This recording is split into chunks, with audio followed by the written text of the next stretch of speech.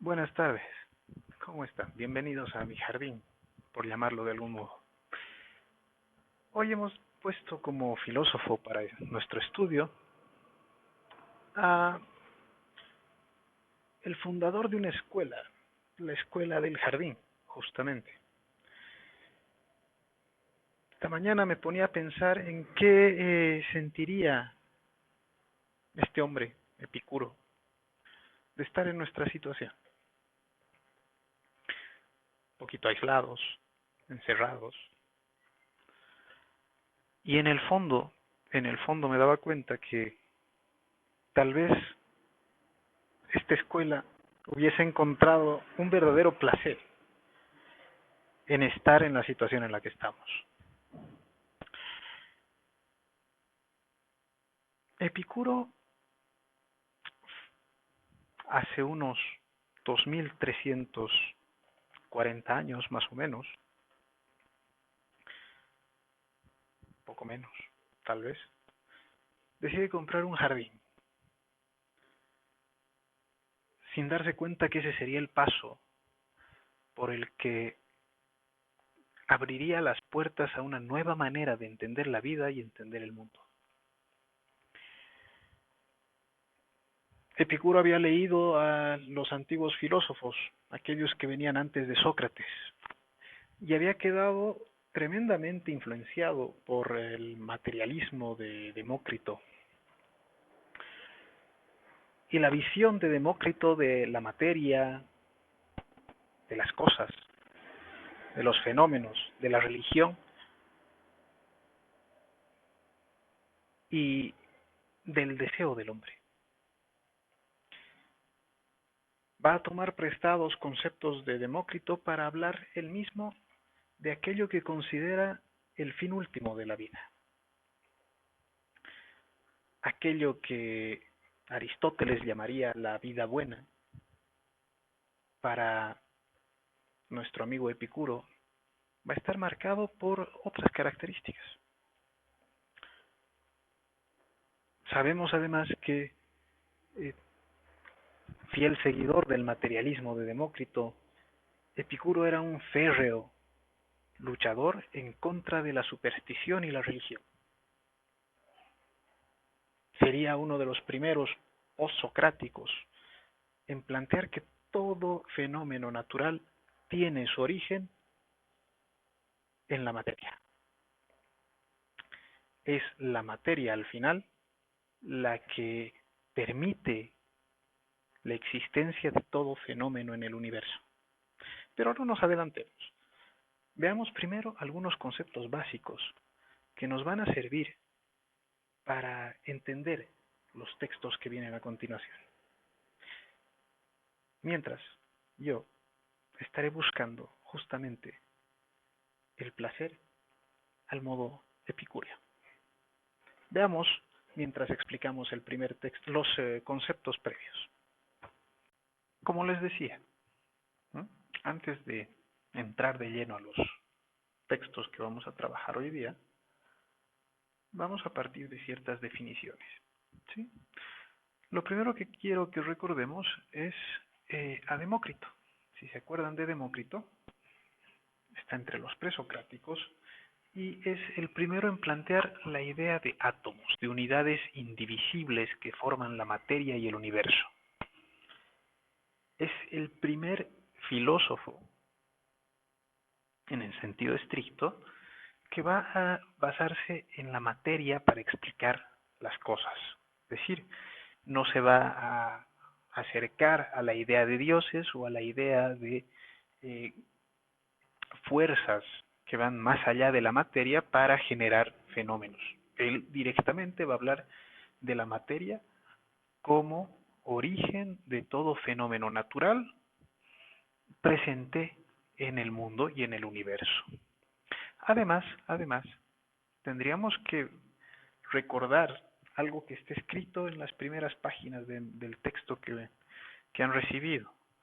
El clinamen es una palabra latín, para expresar la declinación o desvío. Eso significa clinamen, un desvío, una declinación. Más adelante vamos a ver por qué es importante esta palabra. El concepto siguiente es la ataraxia. Ahí ven que está escrito también en griego. Me interesa que tengamos presente eso. La ataraxia se entiende como la ausencia de inquietud, una tranquilidad perenne, permanente del ánimo, y es también el equilibrio permanente entre el alma y el cuerpo. En el fondo, la ataraxia es la ausencia de todo aquello que pudiese perturbar nuestro espíritu. Es sobre todo un estado no solamente de ánimo, sino de espíritu. Es un estado de tranquilidad permanente.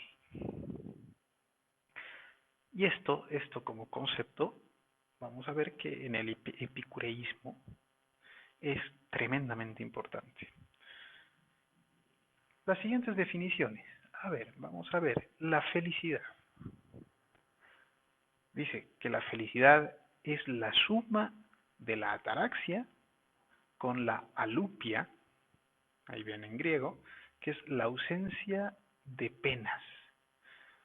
La afobia, en griego también, que es la ausencia de miedos. La apateia, que es la ausencia de pasiones. Y por último, la aponía, que es la ausencia de dolor. ¿Sí? Estos pequeños conceptos, estas ausencias de sentimientos, de sensaciones, sumadas, van a dar como resultado la felicidad. Este concepto, esta definición, es necesaria y entendida solamente dentro del círculo de los epicúreos. ¿Sí? La felicidad para Sócrates era otra cosa, como ya hemos visto. La felicidad para Platón tenía que ver con otras cosas.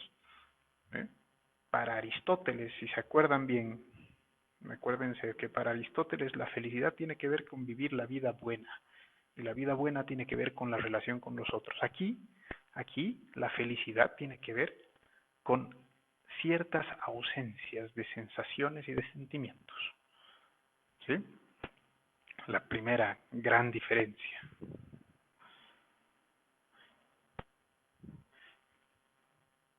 Cabe recordar además que la ataraxia es un término también usado ya por Demócrito. Es algo que tenemos que tener en cuenta. Mucho del pensamiento de Epicuro, ¿sí?, viene casi directamente sacado de la filosofía de Demócrito. Pero va poniendo él ciertos matices, es decir, va agarrando el concepto y le va aumentando cositas, le va quitando cositas. Entonces, al igual que los átomos, el primer materialismo, este materialismo primigenio que permite entender los fenómenos naturales con la idea de que todo está generado por la materia misma, ¿sí? Y la ataraxia como ausencia de penas, la ausencia sobre todo de angustia, ¿sí? La tranquilidad total. Esa es la ataraxia para Demócrito. Entonces, Epicuro lo retoma, lo hace suyo y a partir de ese concepto va desarrollando otras cosas. Hasta aquí con las definiciones previas. Bueno, teniendo esos conceptos claros, yo creo que podemos empezar a analizar el texto que ya hemos leído, evidentemente. Si no lo han leído, les invito a descargarlo aquí sobre el video. Y si quieren saber un poco más sobre la vida de Epicuro específicamente, pueden fijarse en el video que ya estaba previamente colgado. Es un video interesante que hemos encontrado en YouTube y que podría servir para ilustrar un poco la vida de este hombre. Entonces, mientras nos dedicamos a ver nuestro primer texto, yo voy a hacer uso de aquello que Epicuro decía era el principal objeto del placer, saciar la necesidad básica, el hambre y la sed. Veamos el primer texto.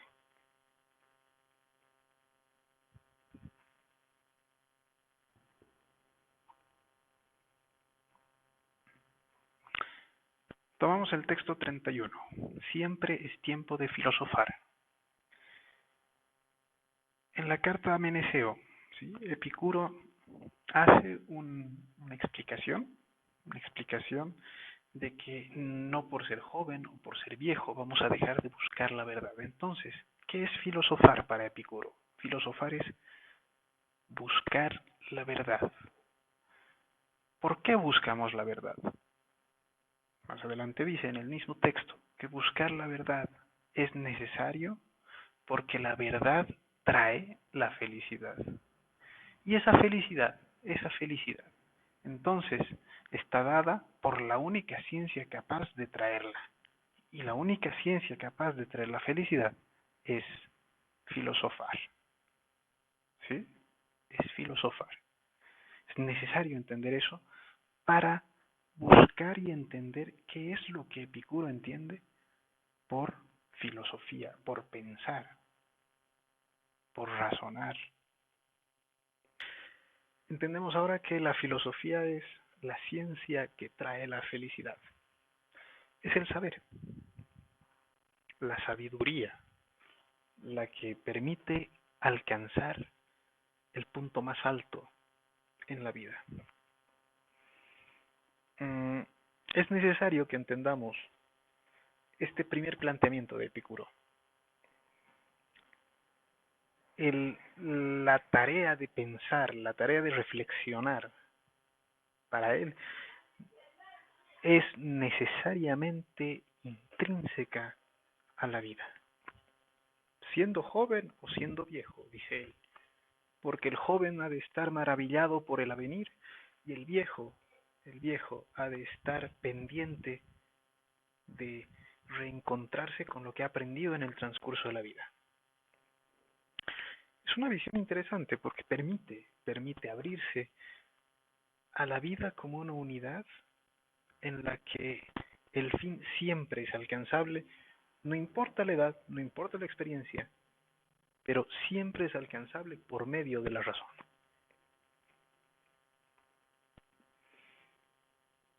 Hay conceptos mucho más vastos.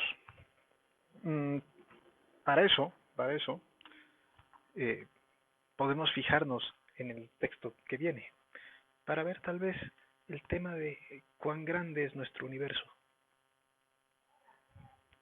o realmente qué es lo que existe y qué no.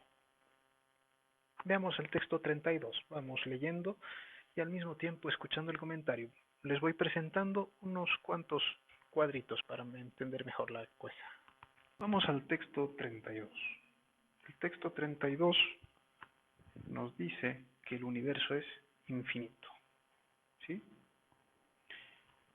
Al ser el universo, bueno, ese es el título, al ser el universo infinito, lo primero que tenemos que tener en cuenta es que fuera del vacío y del espacio donde nos movemos, que ese es el universo, no existe nada. Es decir, más allá del universo no existe nada. ¿Sí? Punto importante para entender esto es que la única manera de comprender el universo está en los sentidos. Los sentidos son la puerta para el razonamiento. Ahora, ¿qué pasa?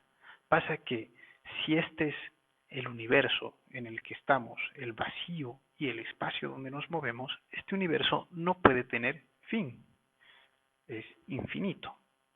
¿Sí? Está en constante expansión. No podemos llegar al final del universo. ¿Mm? Al ser infinito, además, el universo es permanente. No hay manera de que el universo se acabe. A menos que absolutamente todo desaparezca. Y en ese caso, ya no estaríamos hablando de algo existente. ¿Sí? Ahí está la infinitud del universo. Ahora, ¿qué pasa? Pasa que este universo tiene que estar compuesto por algo, no solo nosotros existimos, sino que la materia. Y la materia está compuesta por átomos. El universo, la unidad de formación básica en el universo son los átomos. Y los átomos, dice Epicuro en el texto, necesario que podamos leer eso, ¿sí? Epicuro dice que los átomos forman los cuerpos, forman la materia, ¿sí? ¿Cómo sabemos esto? Por los sentidos. Al existir algo, esos cuerpos que existen atestiguan por la sensación que en el fondo hay algo más pequeño que los forma. ¿Por qué? Porque podemos dividir los cuerpos, podemos dividir la materia, podemos ir cortándola hasta llegar a un punto en el que encontramos cosas tan pequeñas que ya no podemos dividirlas. Esos son los átomos, ¿sí? Ahora, ¿qué pasa? Pasa que los cuerpos, al estar formados por átomos, al estar formados por unidades que no se pueden dividir, eso es un átomo, pasa que un cuerpo no se puede destruir, ¿sí? Es decir, un cuerpo deja de ser lo que es, ¿sí? Yo dejo de ser yo muero, pero el cuerpo no se puede destruir. Es decir, la unidad de la que está formada mi cuerpo no se puede destruir. ¿Y qué pasa? Pasa que el cuerpo vuelve a ser átomos. Y estos átomos vuelven a configurarse de otro modo para generar otros cuerpos, ¿sí? Otra materia, a partir de aquello que ha dejado de ser algo. Pensemos en el barro, en una vasija de barro, o en un ladrillo, si quieren. Cuando el ladrillo deja de ser ladrillo, se hace polvo. Y ese polvo de ladrillo se puede usar para otra cosa, ¿verdad? Lo podemos usar para moldear otra cosa, para hacer, yo qué sé, una vasija de barro con ese polvillo de ladrillo. Podemos armar otra cosa con ese polvillo de ladrillo. Es exactamente la misma idea, pero en chiquitito. Es decir, vamos a la unidad más pequeña y armamos con los átomos que restan del cuerpo que se ha desintegrado, armar otra cosa. Este principio que ya Epicuro, o mejor dicho, ya Demócrito lo había armado y está desarrollado ahora por Epicuro de un modo mucho más eh, grande y detallado, ¿sí?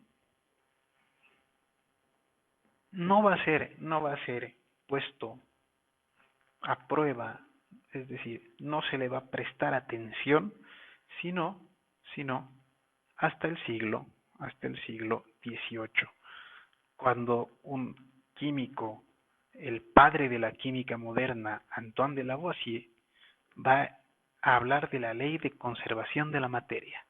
Él será el que diga, y a él se le atribuirá la frase de que la materia no se crea ni se destruye, solo se transforma. Como ven, este principio físico-químico ya estaba pensado sin los métodos experimentales, y estaba pensado en la época, de Epicuro. Estamos hablando de más de 15 y 18 siglos antes de que Lavoisier lo pudiese decir. Entonces podemos entender que la virtud de Epicuro y de otros filósofos previos no está en la capacidad técnica desarrollada, sino en la capacidad de observación y de percepción que tenían a partir de la razón. Esto lo vamos a ir confirmando a medida que avancemos. Y así, como hemos visto, el universo va mucho más allá de lo que esperaríamos. Y al mismo tiempo, el límite del universo está en los límites de nuestro pensamiento. Hay que entender que Epicuro lo que hace no es más que interpretar aquello que viene por los sentidos. Como digo en la explicación, la única puerta a la razón real, a la razón verdadera y a la sabiduría está siempre marcada por la percepción de los sentidos. Esta percepción va a mostrarse aún más en el texto que viene. En el texto que viene. Veamos qué nos dice el texto número 33. ¿Será la muerte el fin?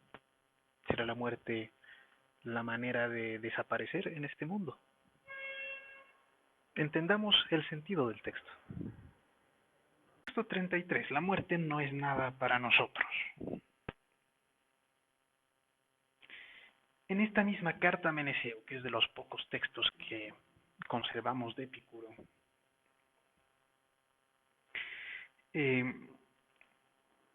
Epicuro da un consejo a este discípulo suyo, a Meneceo. Le dice: acostúmbrate a pensar que la muerte no tiene nada que ver con nosotros. ¿Por qué? Dice, porque todo bien y todo mal radica en la sensación. ¿Se acuerdan? En el texto 32 decíamos que todo pasa por los sentidos. Y aquí reafirmamos esto. Todo entra por los sentidos, sea positivo o negativo, sea bueno o malo. ¿Y qué pasa? Pasa que a este entrar por los sentidos lo vamos a llamar sensación, ¿sí? Toda sensación es la que nos permite experimentar la vida. Mientras que la muerte no tiene nada que ver con nosotros. ¿Por qué no tiene nada que ver con nosotros? Porque está esta relación de ambos lados. Si la sensación existe, la muerte no existe, la muerte desaparece. Pero si la muerte está, la sensación desaparece. Uno no puede sentir nada cuando está muerto. Y viceversa. Uno siente todo cuando no está muerto, es verdad, ¿no? Cuestiones aparentemente evidentes y obvias, pero que tienen otras implicaciones. Pasa que la muerte, ¿sí? Puesto que cuando la muerte está, desaparece la sensación, la muerte nos hace incapaces de percibir lo bueno o lo malo. ¿Qué implica? Implica que en el fondo la muerte no tiene por qué ser una preocupación para nosotros. Sabemos que existe, sabemos que va a llegar, por tanto no tenemos que preocuparnos por ser inmortales. Y al mismo tiempo, al saber que va a llegar, somos conscientes de que cuando la muerte esté, nosotros ya no estaremos. Porque mientras estemos nosotros, mientras vivamos, mientras sintamos, la muerte no existe. Entonces, no hay por qué temer a la muerte, ya que la muerte, en el fondo, la muerte nunca llega a tocarnos. Es un concepto interesante de muerte,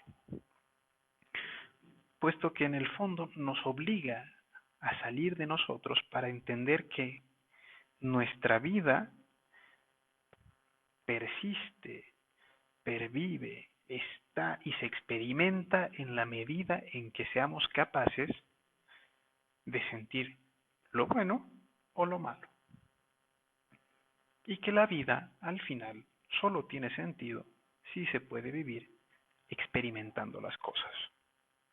¿Por qué? Porque al final la muerte está.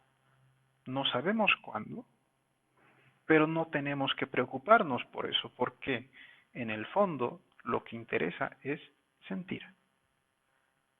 Y sentir es vivir. Entonces, el sabio para Epicuro, no rehúsa vivir, ni teme, no tiene miedo de no vivir, pues no le ofende el vivir, ni se imagina que es un mal el no vivir. Porque en el fondo, el sabio sabe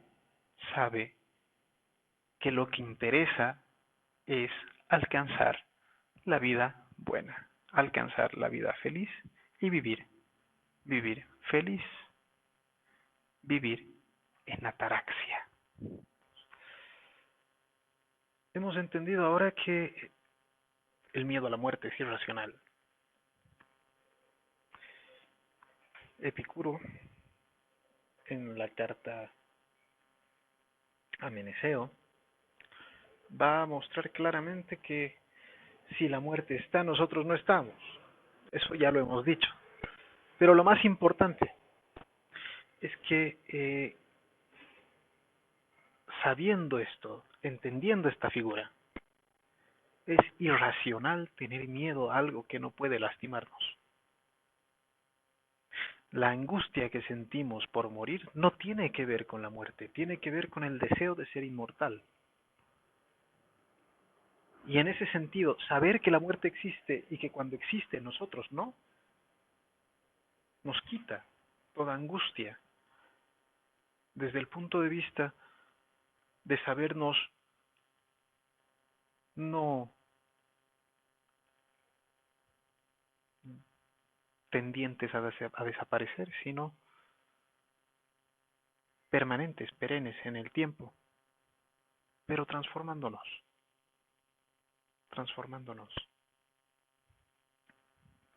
Iremos viendo cómo. Lo importante es entender que al final, como decíamos en el texto 32, la materia no se crea ni se destruye, por tanto nosotros tampoco. Los átomos nos configuran. Y cuando perecemos, cuando morimos, nuestros átomos se crean y recrean nuevamente otra materia, otro cuerpo. Puede que no humano, pero otra cosa. Somos eternos, somos permanentes. Desde otro punto de vista. La muerte no existe en tanto que entidad que pueda lastimarnos.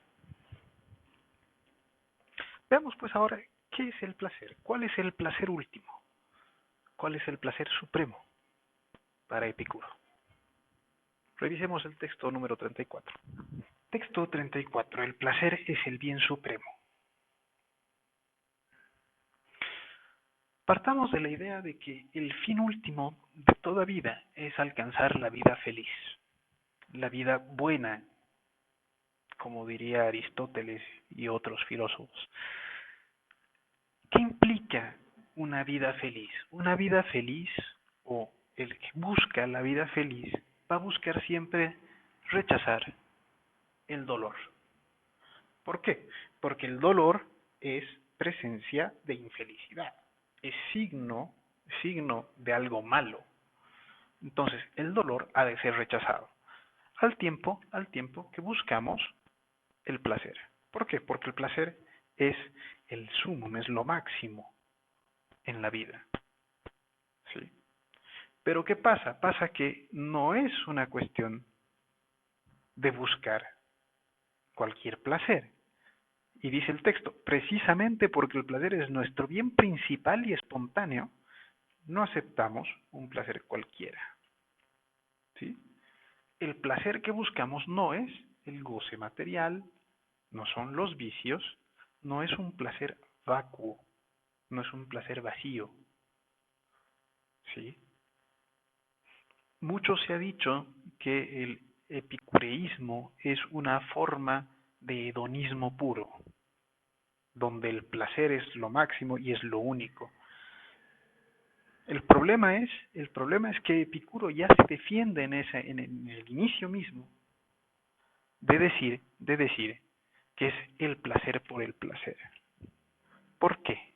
Porque el placer es, en el fondo, la ataraxia. ¿Sí? Y entonces no habrá que buscar el placer a toda costa. No hay que buscar cualquier placer. ¿Sí? ¿Por qué? Porque dice que hay casos en los que renunciamos a muchos placeres y de estos puede derivarse algún pesar para nosotros. Pasa que hay placeres, ¿sí?, sobre todo ligado a los vicios y al goce material, que en el fondo, más que causarnos felicidad, a la larga nos van a causar problemas o nos van a causar daño, ¿sí? Nos puede causar un pesar, dice Epicuro. Y así como no es buscar cualquier placer a toda costa, tampoco hay que rechazar o huir del dolor porque sí.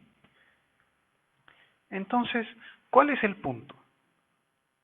Si nos dicen que la vida feliz es buscar el placer y rechazar el dolor, pero después nos dicen que no es cualquier placer el que hay que buscar, y al mismo tiempo no es todos los dolores o todo el dolor del que hay que huir, ¿qué es lo que nos lleva a determinar? ¿Qué es lo que nos ayuda a entender? Entonces, la vida feliz, la vida buena, por la razón, ¿sí? encuentra la sabiduría, encuentra la sabiduría, y mediante esta sabiduría discierne, diferencia, ¿sí? hace la labor de una rejilla para lavar agregados, que saca la impureza y se queda con aquello que es bueno para trabajar. Y discierne entre aquellos placeres que hay que buscar o que no hay que buscar y aquellos dolores de los que hay que huir o no hay que huir. Y entonces, la vida feliz, la vida buena, va a estar marcada por la ataraxia. Entonces, entendamos bien, en el fondo, nuestro amigo Epicuro lo que nos está diciendo es que independientemente de cuánto tengamos, de quiénes seamos, el placer último no está en los deseos que podamos tener y satisfacer, sino en las necesidades que vayamos a satisfacer. Es más placentero estar sentado junto al jardín con ropas cómodas que estar sentado en un trono de oro con empleados por doquier. Es discutible, es verdad, es discutible. Pero entendamos el punto del placer para Epicuro. El placer bueno, el placer que nos lleva a la felicidad, no radica en el mucho tener y vivir en abundancia. Radica en la simplicidad de la vida. ¿Qué es más simple que comer un pan, beber agua, sentarse en el jardín?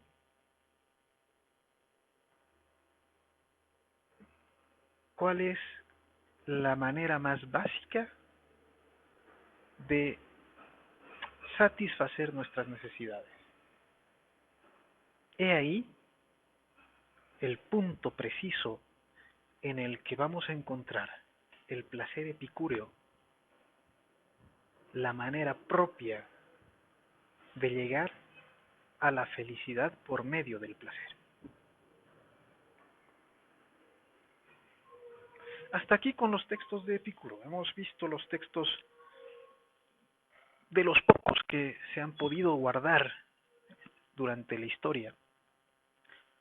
Pero podemos ver ahora los textos de un discípulo lejano, por decirlo de algún modo, suyo.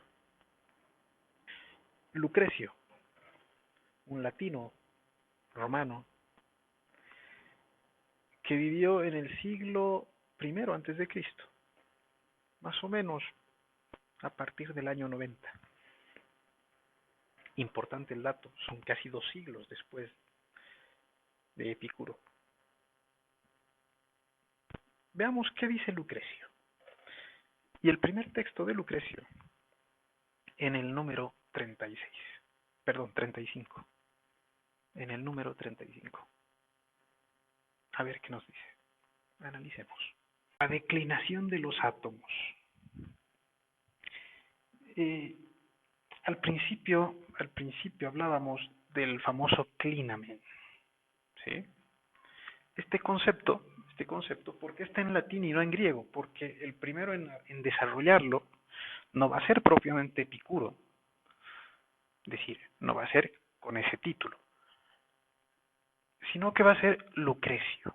Lucrecio es un filósofo latino ya, es decir, romano, que vive un par de siglos más tarde que Epicuro. Estamos hablando del primer siglo antes de Cristo, entre el 99 y el 55 antes de Cristo.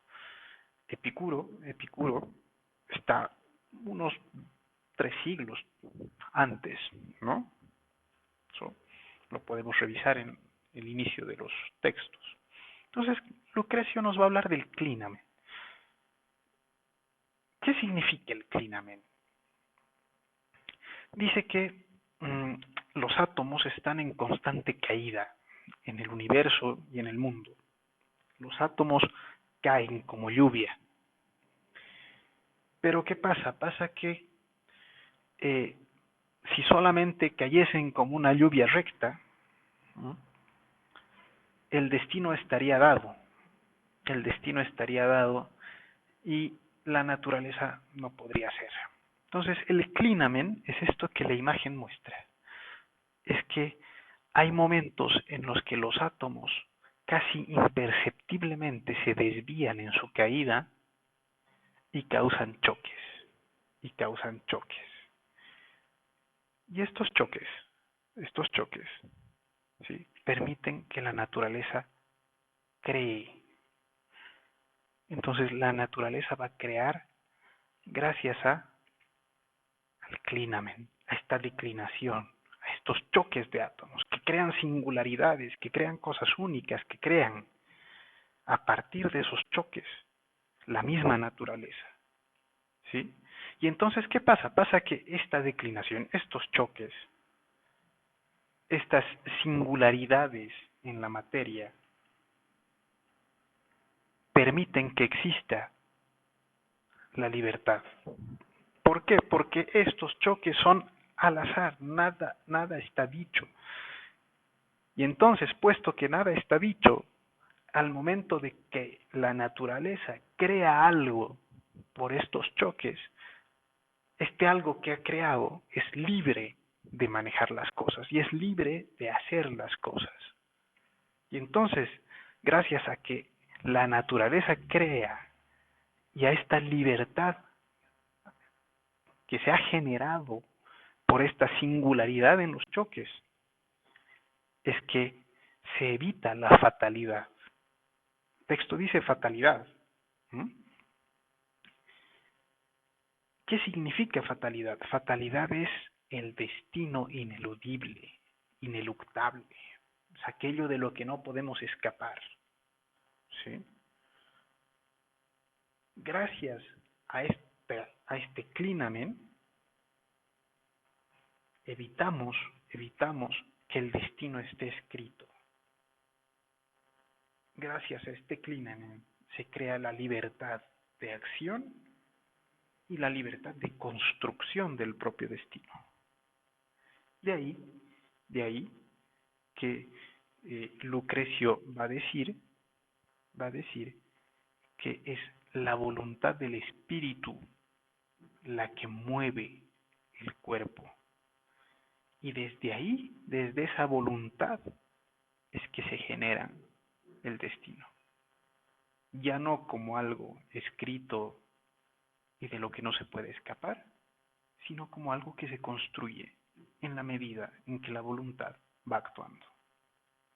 Bueno, hemos entendido la parte de la declinación de los átomos.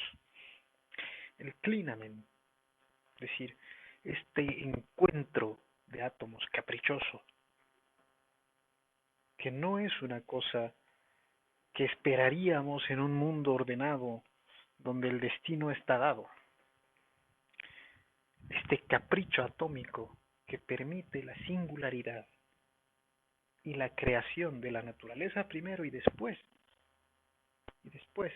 que la naturaleza pueda crear a partir de esta singularidad.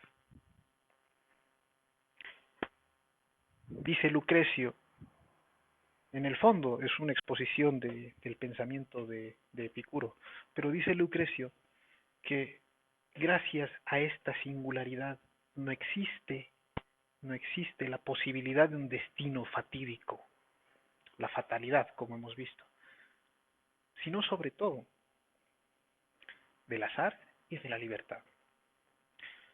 El choque de átomos es producto del azar, ese capricho atómico. Los átomos no piensan, pero el capricho atómico es fruto del azar. Y ese capricho, esa suerte que permite el choque, que permite la singularidad y la creación nueva, eso es totalmente fortuito. Nadie lo ha pensado y nadie lo ha esperado, pero da fruto a fenómenos. Pero es la materia. Es la materia. No existe un Dios que permite eso. No existe Dios que agarre dos dedos y ¡pum!, junte dos átomos. No. De nuevo, nos encontramos con un materialismo puro, sin religión, sin Dios. La única religión es el placer. No cualquier placer, ya hemos visto. Pero es importante entender esto. El placer que viene por la sabiduría. ¿Y qué es la sabiduría? ¿Cuál es este placer? Veamos el siguiente texto de nuestro amigo Lucrecio. Nuestro último texto de estudio, el texto número 36. Número 36, la superioridad del sabio. Lucrecio hace toda una comparación entre los sabios y aquellos que buscan los placeres vanos, los placeres vacíos, ¿sí? Dice que si bien es dulce asistir a los grandes enfrentamientos de la guerra, de seguir el curso de las batallas situadas en lugar seguro, es decir, mantenerse seguro y ver cómo pelea la gente. El placer más dulce de todos consiste en ocupar los altos sitiales fortificados por el pensamiento de los sabios. Esas regiones serenas desde las que se apercibe a lo lejos al resto de los hombres que andan errantes de aquí para allá buscando al azar el camino de la vida, que se disputan el genio o se vanaglorian de su nacimiento, y que día y noche consumen sus energías en la agotadora empresa de acumular riquezas o de hacerse con el poder. Entonces, en el fondo, Lucrecio nos está diciendo que el placer más alto está en saberse superior, viendo cómo los otros no terminan de salir de estos placeres pequeños que en el fondo no llevan a la felicidad. En el fondo, Lucrecio nos dice que la sabiduría es reconocer las verdaderas necesidades y el placer verdadero es satisfacerlas. ¿Cuáles son las verdaderas necesidades? Dice, la naturaleza no pide mucho más. Aunque no haya estatuas de oro en nuestras moradas, ¿sí? Aunque nuestras casas no brillen con la plata ni destellen con el oro, nosotros no buscamos sino yacer recostados entre amigos sobre la verde hierba. Sobre la verde hierba. Es la escuela del jardín. Es la verdadera escuela del placer. Y entonces la sabiduría es escapar del dolor y de los vicios y buscar la tranquilidad más pura en el jardín, recostados con los amigos. Llegar a ese punto es el punto más alto del placer y es el punto más alto de la vida. Porque al final, no abandona más pronto la fiebre nuestro cuerpo cuando nos agitamos sobre tapices bordados y sábanas de seda sobre púrpura escarlata que cuando nos acostamos en plebeyo lecho, dice, en la cama más humilde que podamos obtener. hasta aquí con los textos. Como hemos visto, al final, al final, lo que importa tal vez no está en lo que tenemos y en cómo lo usamos.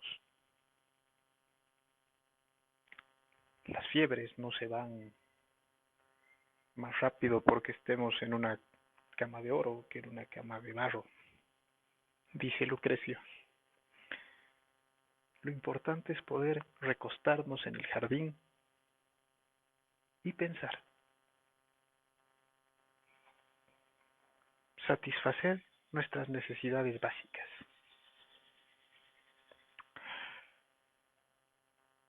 La filosofía de los epicúreos